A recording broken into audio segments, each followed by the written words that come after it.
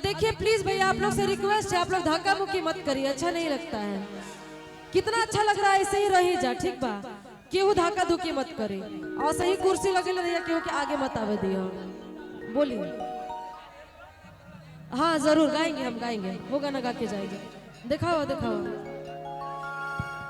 हाँ वो गाना की फरमाइश बा। अरे तड़पेला मोरे चढ़ले जवानी, कबूल लगने लगी,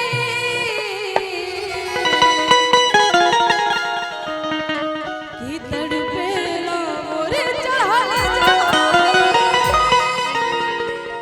कि कबूल लगने लगी।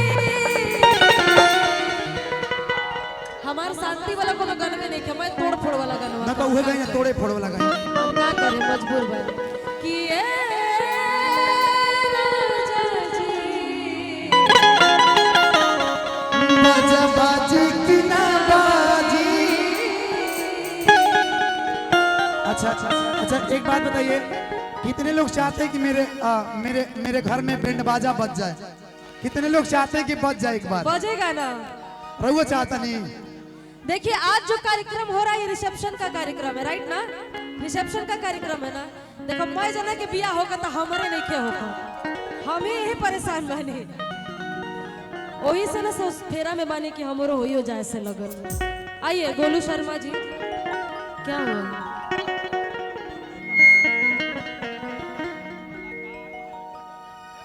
मोरे चढ़ले जवानी कबूल लगन लागे,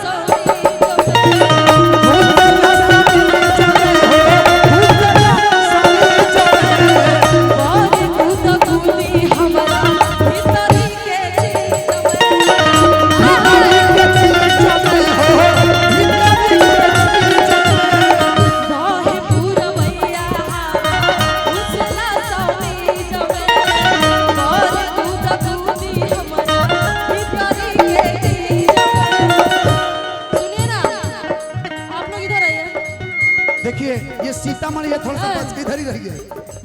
देखिए लेडीज हम लोग इधर आइए, आप उनके साथ जाइए। हाँ जोड़ा थोड़ा जोड़ा सुनिए ना, एक बार सुनिए ना माही जी, से मारिएगा, मारिए एक बार। अमित तिवारी जी की तरफ ताली हो एक बार, बहुत बहुत पुरस्कार बा इस अदा के लिए एक बार ताली हो, क्योंकि यही अदा है जो पूरे हिंदुस्तान को फिदा करके रखा जी जी। बहुत बहुत प्रणाम बा, गोड़ छुके गोड़ लागत नहीं जले ना छुई। रहुआ कुछ छू के गोड़ लागली मंजूर बा, समझ ले रहुआ कुछ छू के गोड़ लागत नहीं, उतने में खुश हो जाए। वाह चलिए अमित तिवारी जी के बहुत बहुत पुरस्कार बा, वाह वाह प्रणाम। ना प्रणाम नहीं खे, ढेर सारा प्यार बा हमारा तरफ से। कि बाहे पूरा भैया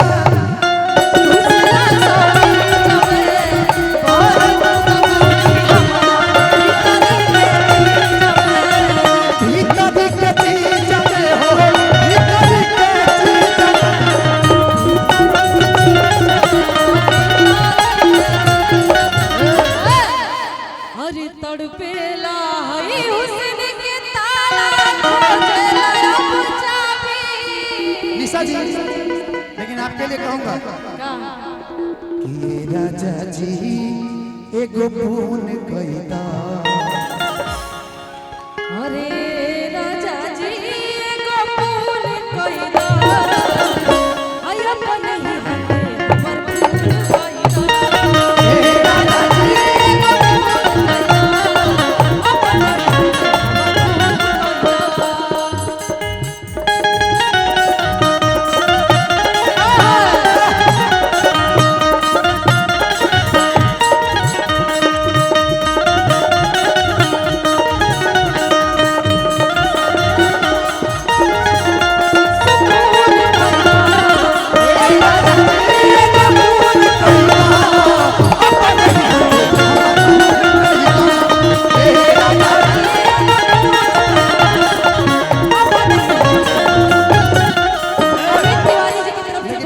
पुरस्कार बा। फिर हो जाए अमित तिवारी जी की तरफ से 5001 रुपया के पुरस्कार बा। ठीक खुश कि बाहे पूरा भैया अरे तड़पेला है हुस्न के ताला खोटेला बच्चा भी। हाय हुस्न की हाय हुस्न। अरे रउआ से चाबी मांगत तनी महाराज। चाबी देबो चाबी कने बा। बहुत बेवकूफ है ये, इनसे कुछ नहीं होगा। गलत आदमी चुन लिए हम अपने लिए, हमको लगता है ना आदमी बहुत बेवकूफ है। अरे तड़पेला है हुस्न की ताला खोसेला या बच्चा भी। तड़पेला है हुस्न की ताला खोसेला या बच्चा भी।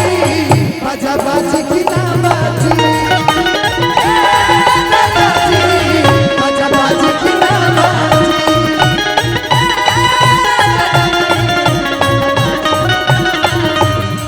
राजा छोड़ी के गई दिल्ली छोड़ी के गई दिल्ली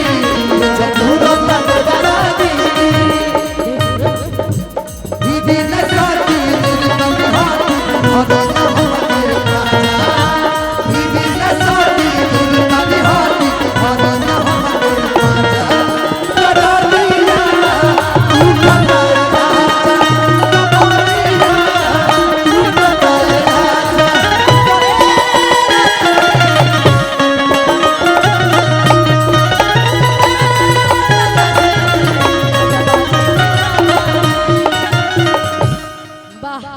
सुनिए फरमाइश है कि हमके दुल्हन बना लाना ता दोसर लेके